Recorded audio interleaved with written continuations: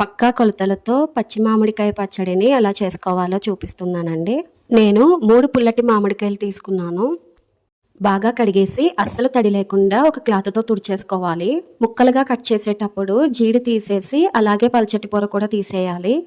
ఇక్కడ 3 మామిడికాయలకు డబ్బా సోల ఆవపిండి వచ్చేలా ఆవాలు మెత్తని పొడిలాగా మిక్సీ పట్టి ఆడేసానండి.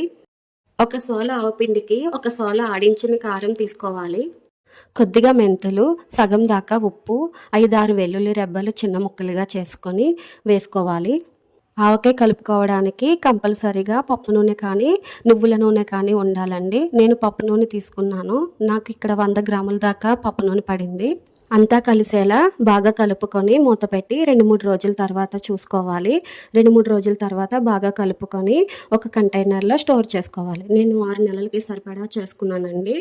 వీడియో నచ్చితే please like the video. Thanks for watching.